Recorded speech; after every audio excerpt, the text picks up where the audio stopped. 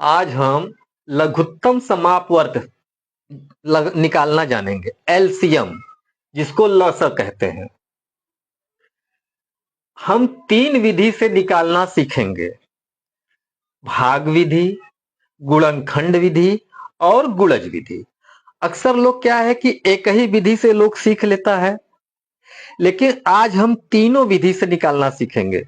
लेकिन सबसे पहले, अगर आपने हमारे चैनल को सब्सक्राइब नहीं किया है तो हमारे चैनल को सब्सक्राइब करें, लाइक करें, बेल आइकन बटन दबाना न भूलें।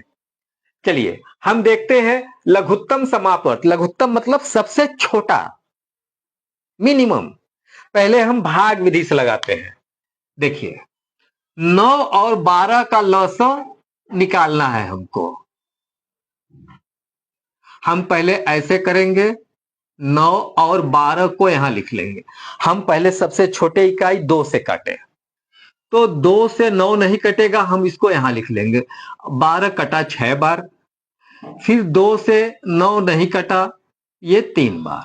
अब ये 2 से नहीं कटेगा, अब इसको हम 3 से काटेंगे।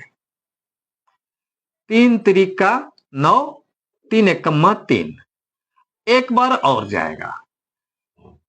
अब ये कट गया। अब इसको क्या करेंगे, ये देखिए, 2 गुणे 2 गुणे 3 गुणे 3 बराबर, ये 2 2 3 3, 2 के 2, 2 दूना 4, 4 तिहाई 12, 12 तिहाई 36।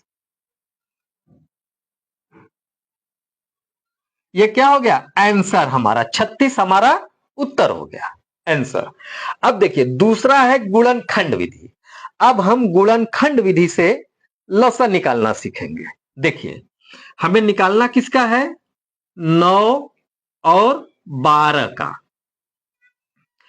तो 3 गुणे 3 बराबर 3 त्रिका 9।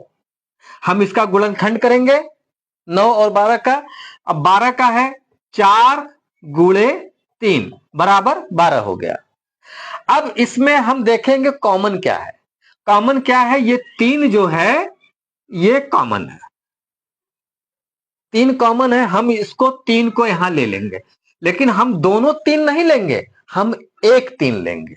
और इसको भी हम नहीं छोड़ेंगे, इसको भी हम यहां पे लिख लेंगे गुणे 4।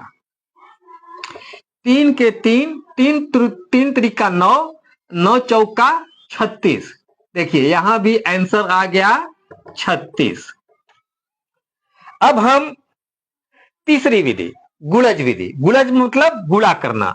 हमें 9 और 12 का करना है गुणज। गुणज विधि से हम करेंगे, देखिए 9 का हम पहाड़ा पढ़े, 9 दूना 18, 9 त्रिका 27, 9 चौका 36, 9 पचे 45, 9 छका 54। इसी तरह हम आगे भी कर लेंगे, ठीक है।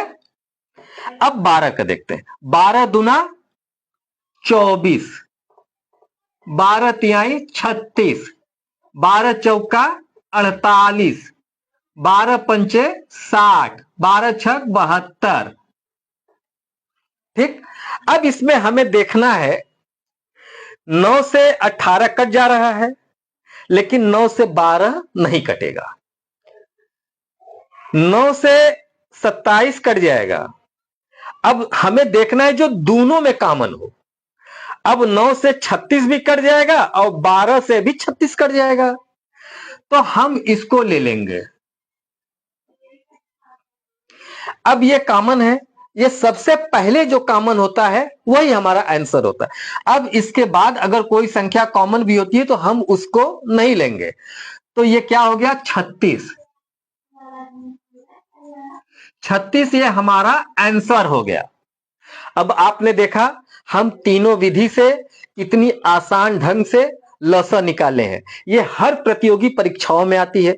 जो बच्चे तैयारी कर रहे हैं जवाहर नवोदय विद्यालय का, कुछ बच्चे पुलिस का तैयारी करते हैं, कुछ टेट सीटेट रेलवे के भी एग्जाम में लसा के सवाल आते हैं।